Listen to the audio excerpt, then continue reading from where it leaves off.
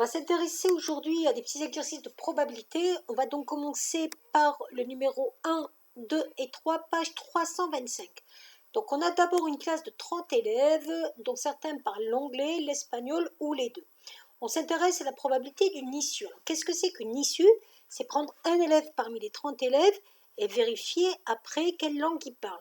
Donc là, une issue, c'est donc un élève sur 30, sa probabilité sera donc de 1 sur 30. Ensuite, on vous demande la probabilité de l'événement A. L'événement A, c'est l'élève parle anglais.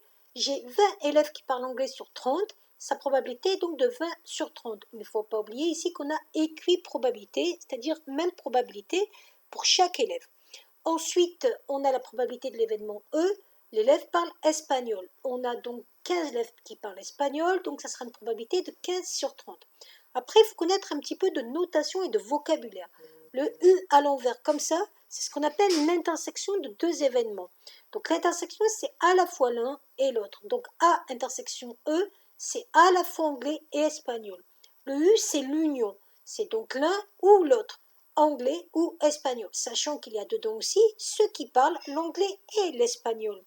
Et l'événement contraire, c'est A bar. Ça se note donc avec un A et une barre au-dessus. C'est les personnes donc qui ne parlent pas anglais.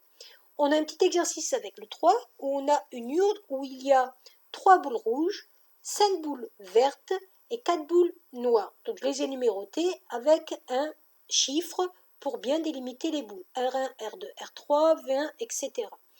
On va définir un univers en disant que je vais considérer les événements suivants. A, la boule est rouge, B, la boule est verte, C, la boule est noire. Une boule a une chance sur la totalité de sortir, c'est-à-dire une chance sur 12. Quelle est la probabilité que la boule soit rouge? 3 sur 12 parce qu'on a 3 boules rouges. Quelle est la probabilité que la boule soit verte? 5 sur 12 puisque 5 boules vertes.